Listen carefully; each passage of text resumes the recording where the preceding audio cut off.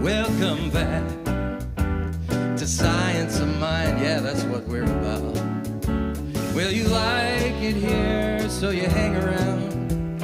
And the music is good, yeah, you like the sound. That is why it leads you right here where we need you. Yeah, we do treat a lot, that's why they call it New Thought. Welcome back, welcome back, welcome back, welcome back, welcome back. 'Cause here you can find a good friend. Sorry, Larry. Welcome back, where you see people smiling at 10:30. And we know that abundance is everywhere. There's enough to go around so we all can share. That is why it leads you right here where we need you. Yeah, we do treat a lot, that's why they call it New Thought. Welcome back, welcome back, welcome back, welcome back. Welcome back, welcome back.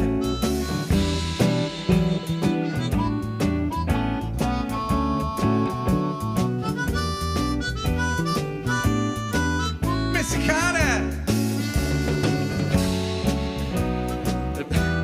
Abundance is everywhere, enough to go around so we all can share. That is why we lead you right here where we need you. That's why they call it New Thought. Welcome back, welcome back, welcome back, welcome back, welcome back, welcome back, welcome back. That's why they call it New Thought. Yeah, we do treat a lot, that's why they call it New Thought. Welcome back, welcome back, welcome back, welcome back. Thank you. We stumbled through it. Thank you.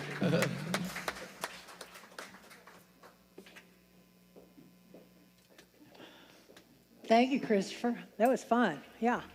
So good morning, everybody. Don't y'all look good? Yeah.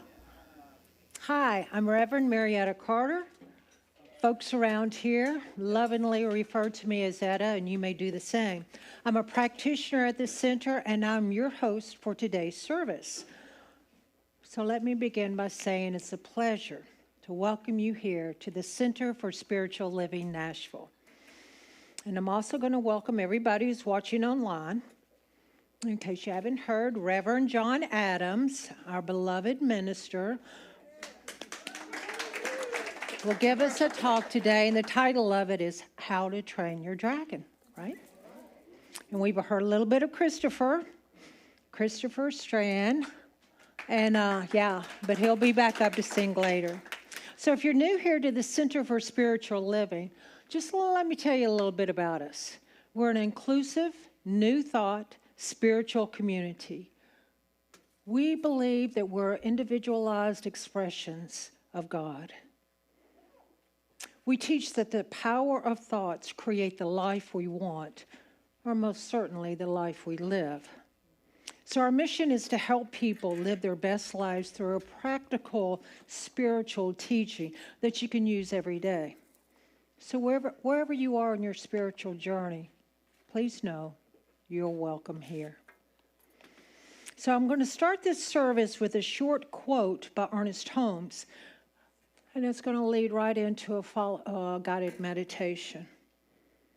So in case, write this down on page 377.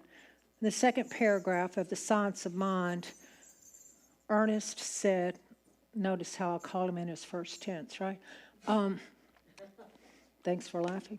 Jesus revealed to his followers that after his resurrection, to show that his death is but a passing to a higher sphere of life and action, that to know that we maintain an identity independent of this physical body is proof of immortality. He goes on, he ends his lesson by saying, our contention is not that dead men live again, but that a living man never dies. So as that kind of sinks in, I just invite you to get comfortable in your seat. Perhaps place your feet flat on the floor. Wiggle your butt a little bit so it's firmly planted in the chair. Relax your shoulders. Take a deep breath. And now place your hands over your heart as you breathe in. And feel your chest lift as you fill your lungs with the breath of life. And know that you're breathing in that substance, that energy that makes everything happen. So as you release your breath, know that you're releasing that no longer serves you. As you continue this process, feel the power of your body move up and down with grace and ease. And silently say to yourself, I belong everywhere I am, and all that I need is right here. And continue breathing.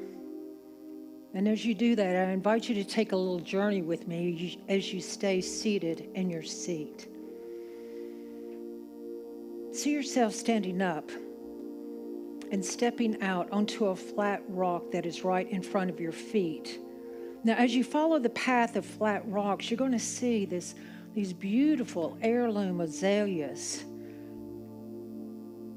And on your right, you're going to see these irises bursting into bloom. The path before you leads you to a garden, and it's a beautiful garden. It's a warm spring day, and you feel the gentle breeze on your face, and before you there's this sitting area, and you know that this area was prepared just for you. An umbrella is lifted and tilted to protect you from the glare of the morning sun. And as you take your seat in this well-worn Adirondack chair, you can't help but notice how it's been smoothly sanded just for you, to fit you perfectly. As you look around, you see the remains of the daffodils and the tulips that were the first to show up this spring. The dogwoods have bloomed and replaced the splendor of the redwoods, and the rhododendron buds are now just loosening up just a little bit. The roses have sprouted new red leaves in preparation for their new buds. The bees are buzzing in and around the cherry laurels, and the birds are chirping in the trees. The wind chimes make a melodic sound just for your enjoyment. And of course, the dog rests gently at your feet on a bed of violets. All is good, for all is God. And you realize that nature is just like a symphony in action. One thing prepares the way for another's entrance into the song called life.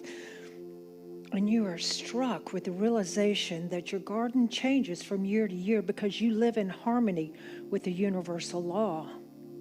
Yes, even when you may not know it. But right here, right now, in this moment, you know that change is good. The feeling that surrounds you and embraces you is one of awe as you're inspired to become an active participant in this thing called life, in this thing called you. So as I close this process, just know with me that wherever you are and wherever you go, you can always come back to the knowingness that I belong everywhere I am, and all that I ever need is right here. And so it is. Namaste.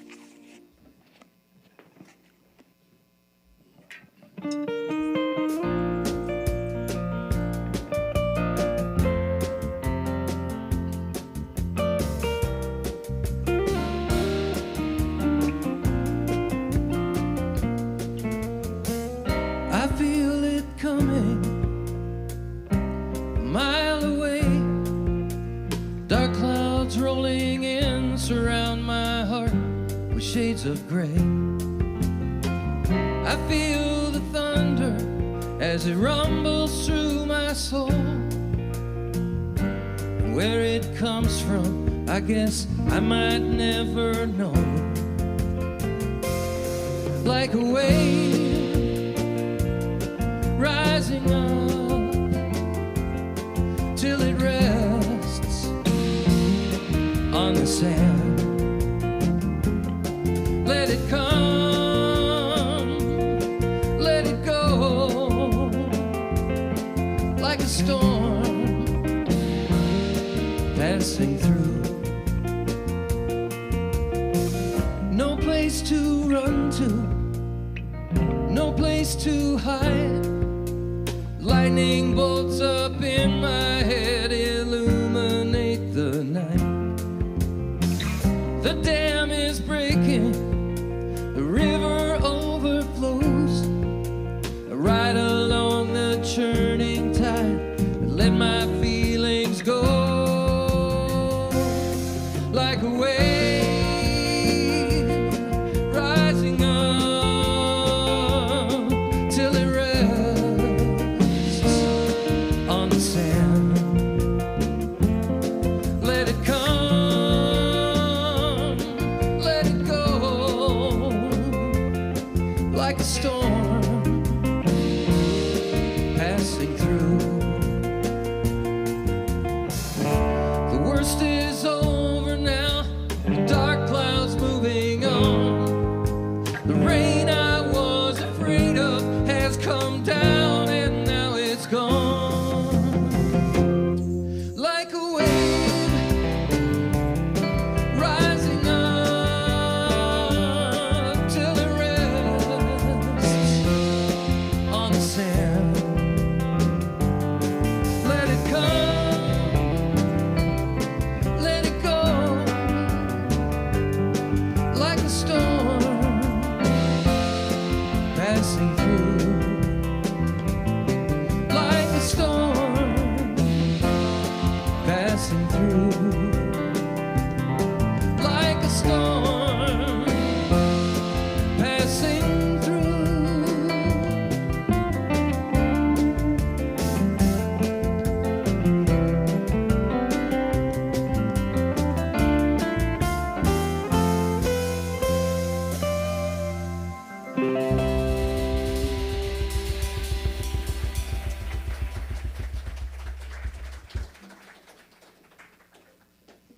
Wow, that was wonderful, Christopher. Thank you so much. Beautiful start to our Sunday morning. Happy Easter. Happy Easter. Easter, as we know, is really a Christian holy day, holiday. And although we are not on that path, we recognize it and celebrate it. I think when I read Ernest Holmes, I see him referencing a lot of these kinds of things. A lot of, there's some references to Bible, there's references to the Jesus of Nazareth story. I think that he did that because he knew his audience. This is just my idea, but I think he knew his audience. He knew who he was speaking to, and the ideas that he was putting forth were new for a lot of these people. This was something they had never heard before. And so he gave them a frame of reference that they already knew to take them from old thought to new thought, maybe, yeah? And at Easter, in the Easter story, I think it's interesting because there's, we can really kind of get into this idea of magical thinking, this idea that, rising from the dead, and oh, wow, it's sort of magical, and we can even get into superstition around it. And what we know here in our center and in our practice in this movement is that we've always known that life goes on, that consciousness continues after we lay down the body. We've always known this, so we don't have to lean into that woo-woo thinking. There's an Ernest Holmes quote that I think Dale's going to bring up for us, and he says, we need have no superstition about the results of prayer, faith, or inner awareness. This is the way the universe responds to us, and the response is in accord with the law, for the universe is built on the action of immutable law. So understanding the law, the science of mind, if you will, Ernest Holmes' wonderful book that we use and study and pull and draw wisdom from here. If you're new, Ernest Holmes was a great amalgamator. He pulled from many wisdom teachings and put together this idea of this idea that we call New Thought, this idea of we are centering spirit, God, source, higher power, whatever your word or phrase is, we are centering it within ourselves. It is not something that is outside of ourselves. And this was the radical teaching of even the Nazarene, of Jesus of Nazareth. He was sharing a story and a teaching with his followers that said, you don't need to go through an intermediary to reach God. You can directly connect and are connected with this thing called God, this thing called Spirit, this thing called Source. And it was a very radical idea at the time. And in fact, the powers that be were very worried about it because he was gaining a lot of popularity. A lot of people were listening to them, and they were like, wait a minute, they have to go through us. They can't just go directly to source. And so they crafted this plan to silence him, basically. And we know, a lot of us know the story, right? There was the Garden of Gethsemane, the Last Supper. There was the crucifixion and the resurrection. And for a lot of spiritual paths, they really focus on the crucifixion, resurrection as the primary part of the story. The part of the story that I really want to look at is the relationships. I think about this, when you think about, like, here's this rabbi, this teacher, this wise man teaching throughout this land, and all of these people are hearing him and getting excited and interested in what he's saying, and they literally let go of their livelihoods, they walk away from whatever life they knew, and they start following him. And they start living this very interesting life of teaching, preaching, and sharing. And everywhere they went, they were met with hospitality, they had places to stay, things to eat.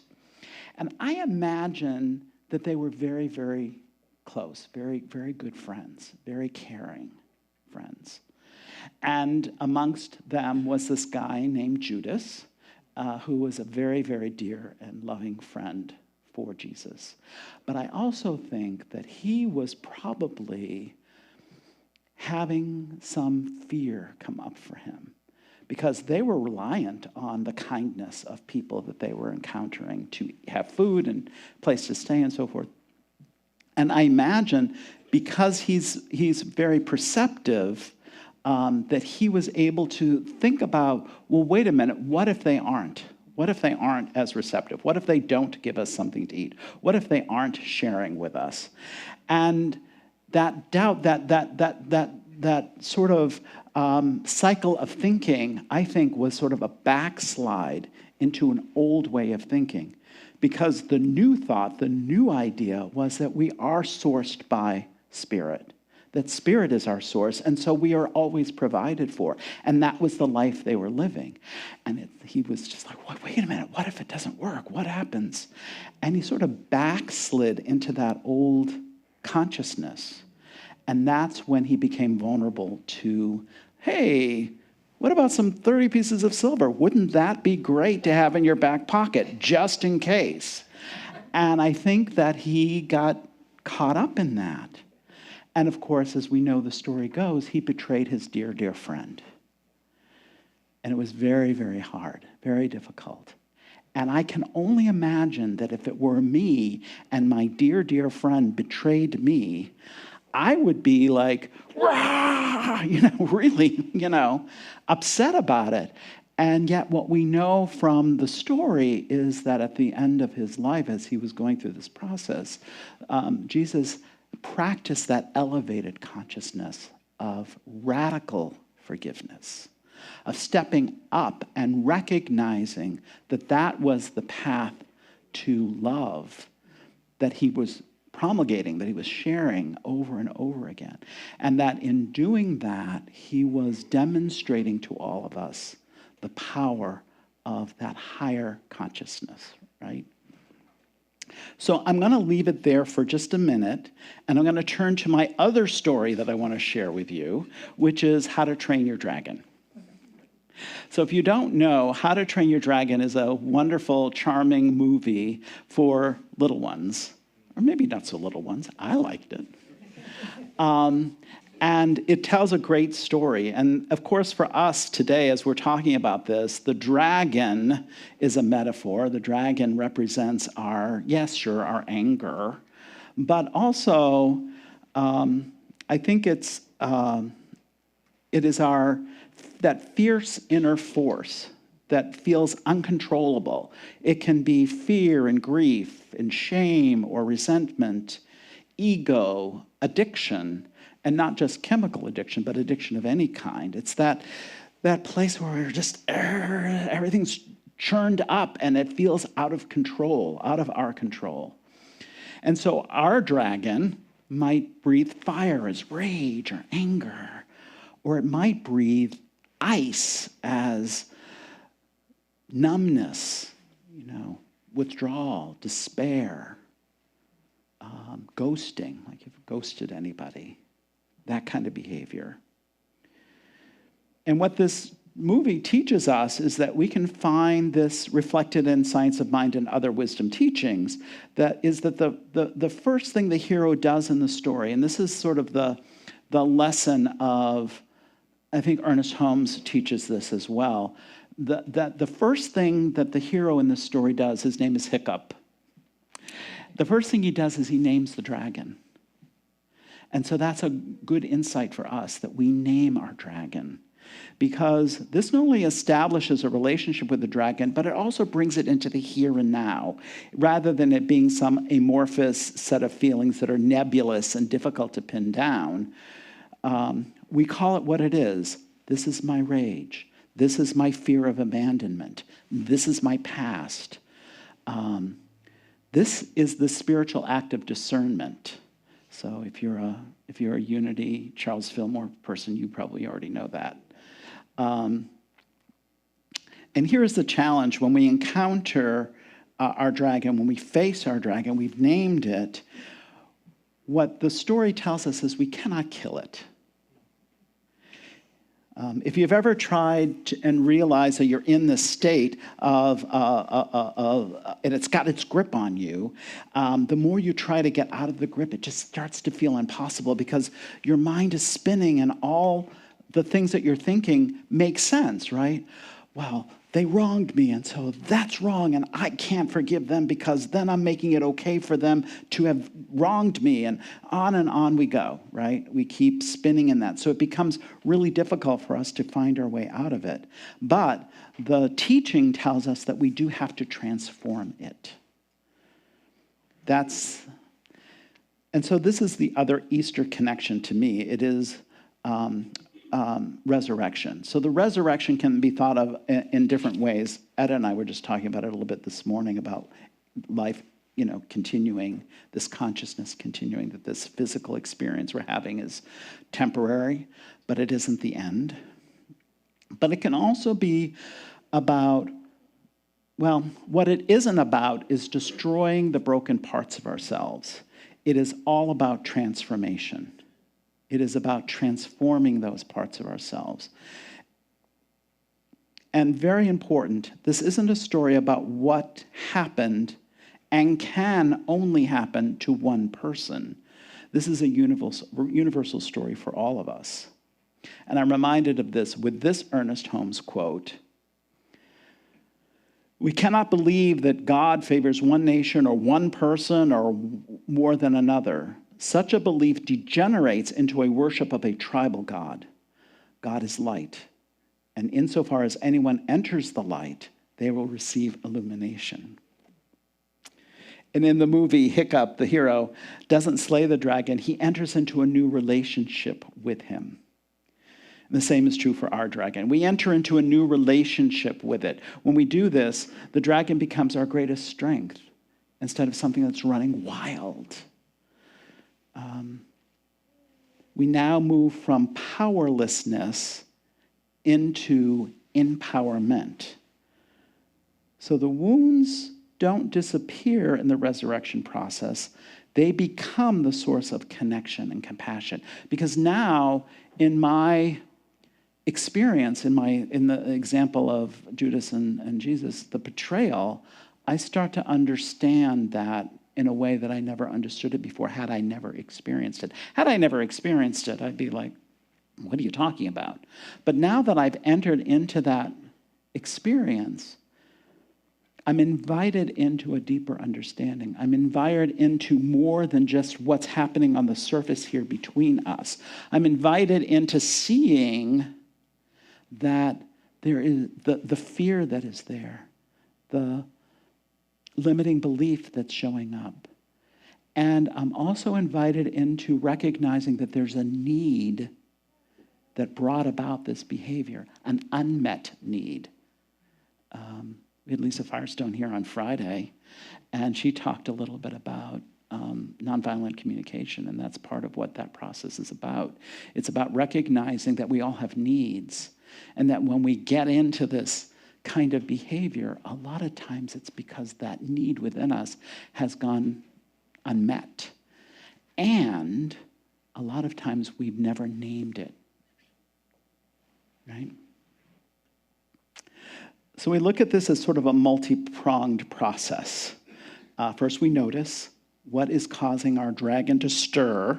So what's triggering, what's activating, what's getting our goat, so to speak. We name it, we give it an honest label without judgment.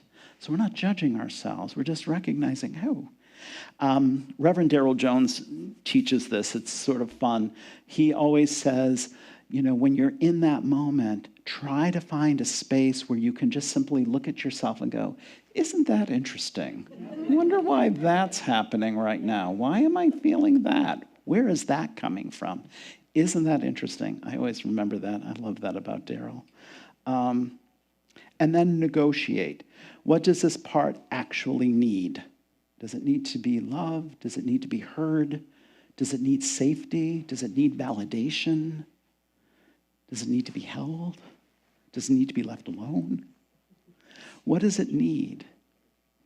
And spoiler alert, at the end of the movie, you should watch it, it's really good. At the end of the movie, everyone ends up flying. So what does this community look like when we're riding our dragons rather than being ridden by them? We're empowered. We're in control. We take that rage or that anger or that whatever, and we channel it into that action in the world that brings through more love, more joy, more harmony, more peace. Some of us, I know, went to the No Kings March. That's one way to get out of the house and get into action when you're seeing something in the world that you want to address and express. And it's a very peaceful, loving way to do it. And there are many ways, and we're going to explore some of those ways as we, down the road here, a little bit here at CSL Nashville. And one of the many ways that we train our dragon is through forgiveness. Radical forgiveness isn't about endorsing the behavior that fired up your dragon. It's a powerful practice that affirms your faith. It affirms faith in universal love. And this is my experience of it. So, usually when I'm giving these talks, I'm really just telling you my experience, and I hope that it helps, and you all have your own experience, and that's very important. In our teaching, it isn't about me telling you what to think or feel or do. It's about me sharing what works for me, and you trying it and doing your own experimenting and see what works for you. And for me, in this case, this forgiveness thing was a way to affirm my faith. And by that I mean faith in that everything in the universe balances out. I don't have to worry about it. I can move on and not let that incident become the defining moment of who and what I am, or stay locked in a cycle of just playing it over and over again in my head and reliving it over and over again. When I trust in the universe, I know that everything is being balanced out. We can sometimes call it karma. I'm not a fan of karma because it's sort of an eye for an eye kind of energy. I know that what anybody is putting out is going to get reflected back to them. And it's up to them to see it, recognize it, and decide whether this is the kind of world they want to live in, the kind of life they want to live. We learned this last week when we talked about the involution and the evolution, right? Our experiences are coming back to show us who and what we are, and we get to choose how we frame that, how we hold that in our hearts. And I think that if I'm putting out a lot of negativity and that's what I'm getting back, after a while I'm going to get sick and tired of it and I'm going to look for something else. So I trust that this divine intelligence knows the right way to encourage folks to move into that light, to move into that illumination that Ernest Holmes was talking about. That divine spirit already has it done.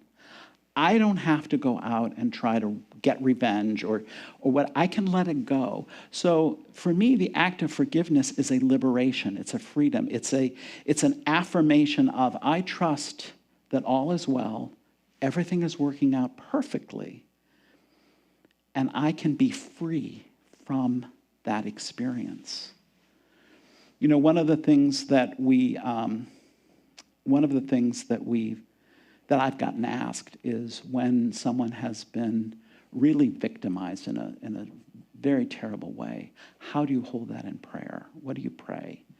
And what I've noticed when I was working with different practitioners and folks, a lot of times they're like, they're we're all very compassionate, very kind. We're like, oh my God, you poor thing. And this idea of seeing and holding them as this person that's had this experience can hold them in this concept of victim. Oh, you've been a victim of this.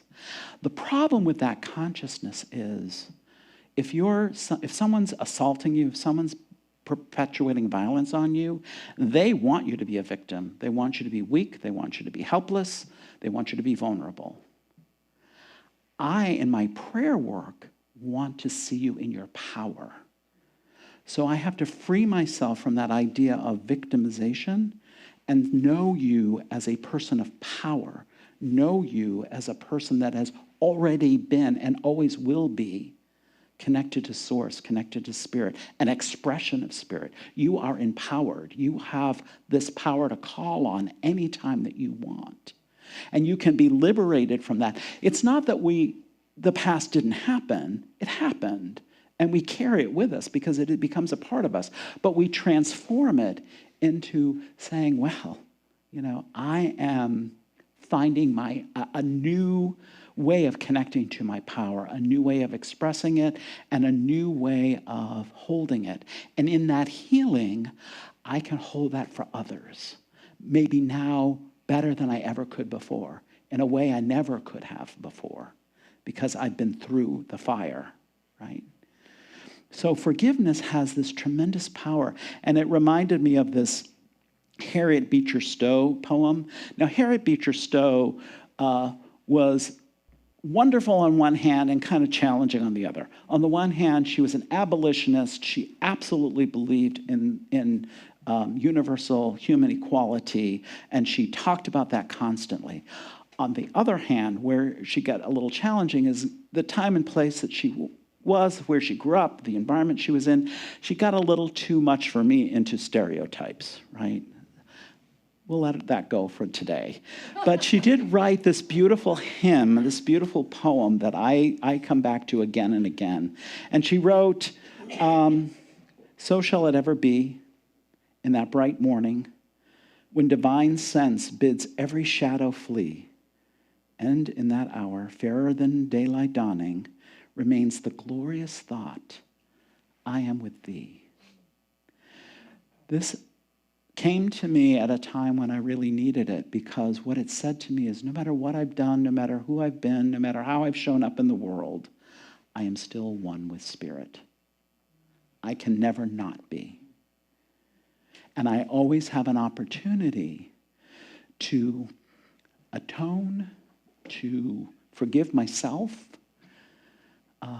to move through that, to reconnect, not reconnect, but to awaken to the connection that's always been present that I may have clouded over through some bad choices or bad decisions, right?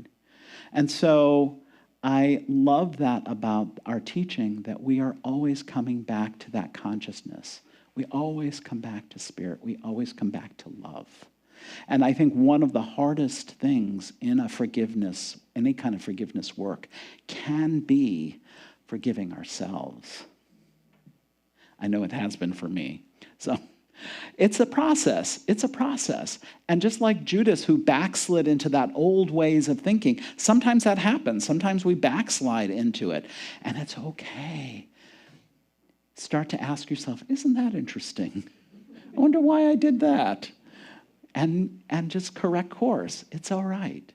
You know, we have to give each other grace.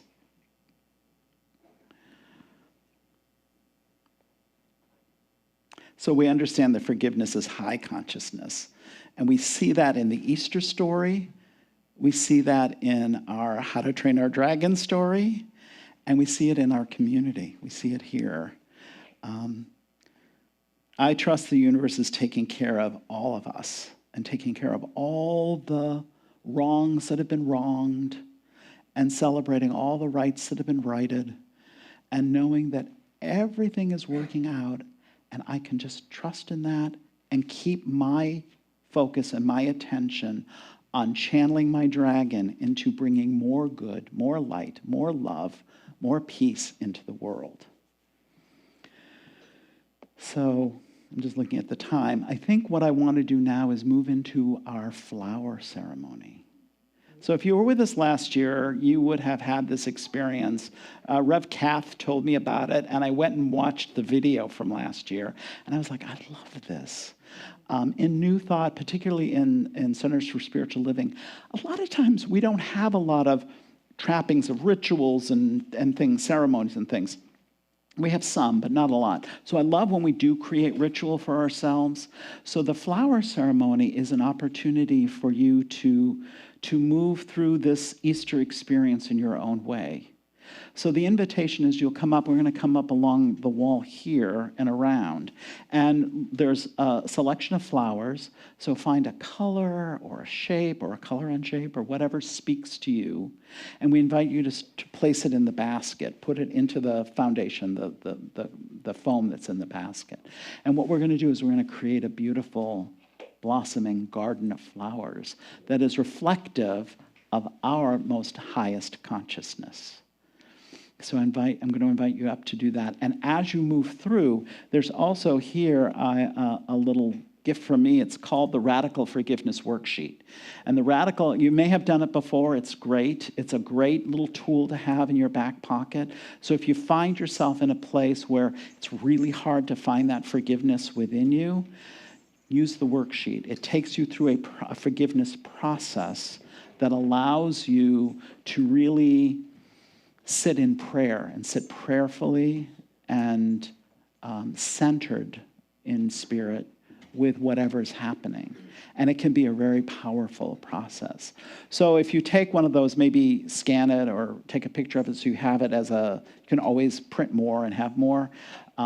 But that's a gift for you, and I hope that you enjoy it and love it. So let's start maybe, I guess, with the back of the room over here and start coming up, and we'll do our flower ceremony. And again, just a little blessing on yourself, on the community, and whatever flower speaks to you, place in the basket.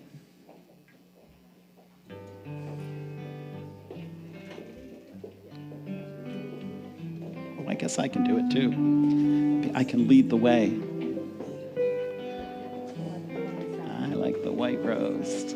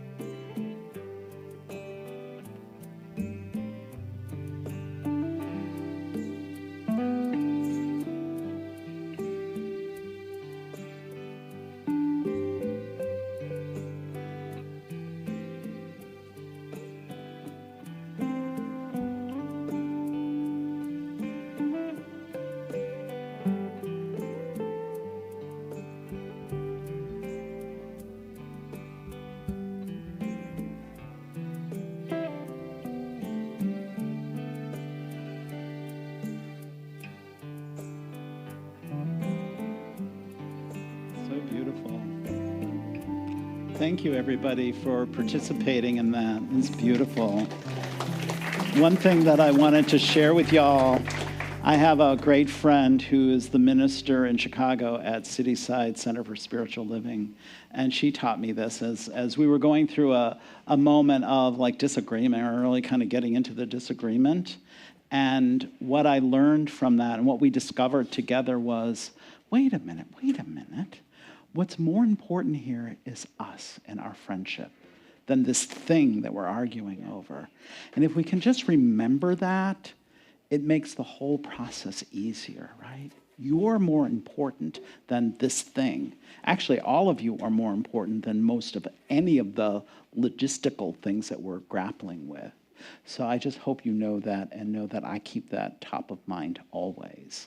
So I want to just close out with a prayer. So I invite any practitioners to come up on either side of the stage and hold space with me. I love when I have the practitioners with me. They have powerful consciousness. And so as we step into this prayer, they're going to hold this idea, this consciousness with us to just really anchor us into the most highest and expansive consciousness possible. Come on up, Lima. So just entering into prayer, I just recognize, and our prayer, by the way, is not praying to something outside of ourselves. We are recognizing that source, that light, that joy that's within us, and praying from that place, right? So do that with me now, just taking a breath and recognizing source as this love, this unconditional love that is everywhere and every when. It knows no time or space. It is present in and through all that is. It is never an absence. It is always expressing in and through all of life as it is life. And as it is life, I am alive and I am one with this source. And knowing this for myself, and I know this for each of these practitioners and for this entire community and all of Nashville, just seeing and knowing each and every person as one with the one with source, one with love, one with light, one with joy. All aspects of spirit are present in and through each person. And so from this place, I just say a word of celebration today as we recognize this idea of relationship and we enter into this forgiveness experience of allowing grace for each other, allowing us to have that path of evolution as we evolve into our greatest yet to be, and we give each other space to do that. And I recognize resurrection as this eternal life that is ever expressing always in and through me as I am an eternal being having this human experience and knowing each person is the same. And so for each and every single person, as you call into consciousness any area of life that you want a deeper expression of love, whether it's harmony or abundance or wholeness or any aspect of life. Just knowing that through the power of this prayer and this consciousness and this knowing and holding this with these powerful practitioners right here, right now, that this is being made manifest for you. It is showing up and demonstrating in your life in ways expected and ways unexpected. I am so grateful for this beautiful, bountiful community and all the love that is showing up here. I'm so grateful for this practice of transforming our dragons into something that we are riding and we are celebrating, and we are putting that energy into greater good in the world. So grateful for this awareness, so grateful for this beautiful Easter Sunday and all that it brings. Together we all say, and so it is. Thank you. That's it.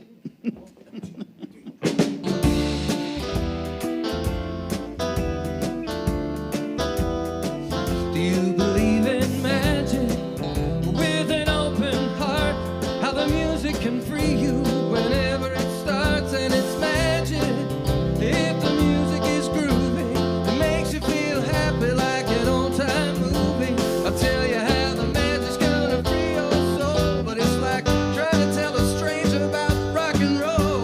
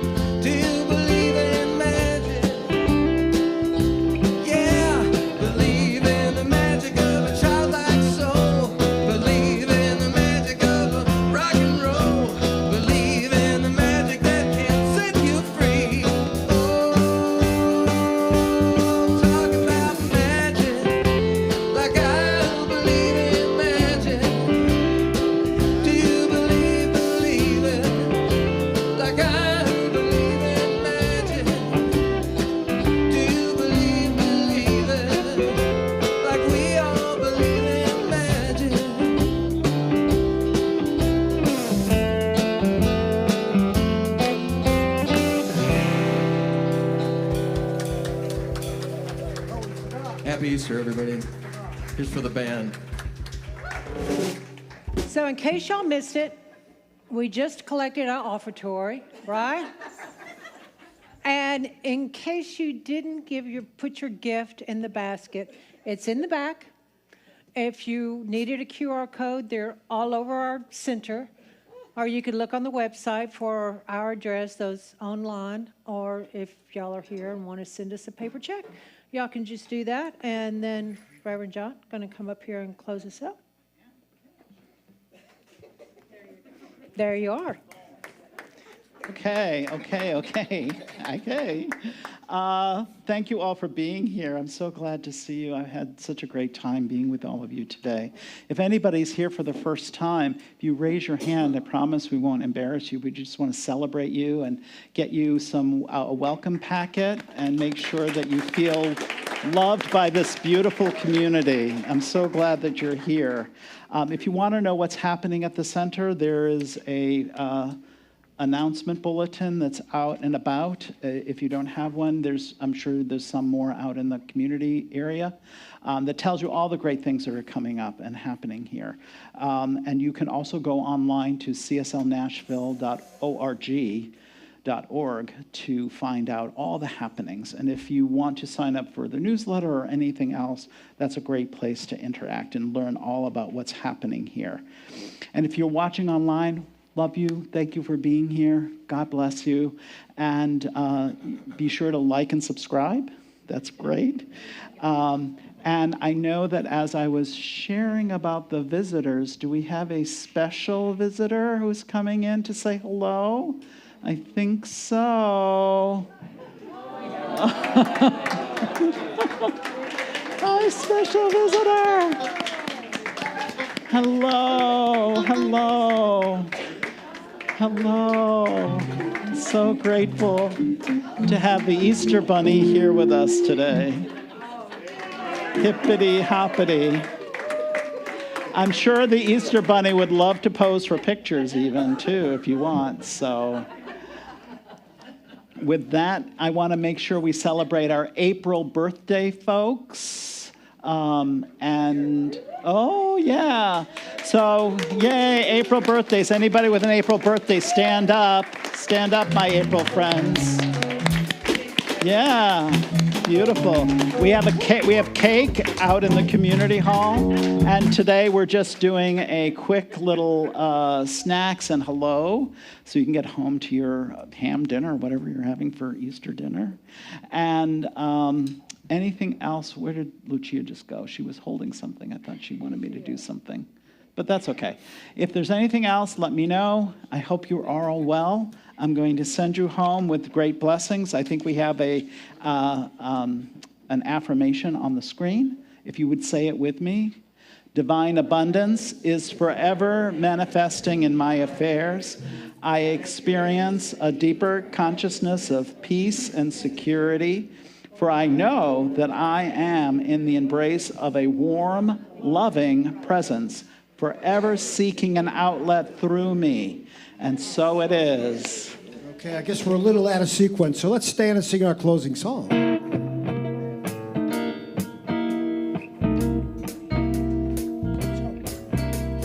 Think of your fellow man, give him a helping hand, put a little love in your heart. You see it's getting late, no please don't hesitate, put a little love in your heart. And the world will be a better place, and the world will be a better place for you and me. You just wait and see. Take a good look around, and if you're looking down, put a little love in your heart. I hope when you decide kindness will be your guide, put a little love in your heart. And the world will be a better place, and the world will be a better place for you and me.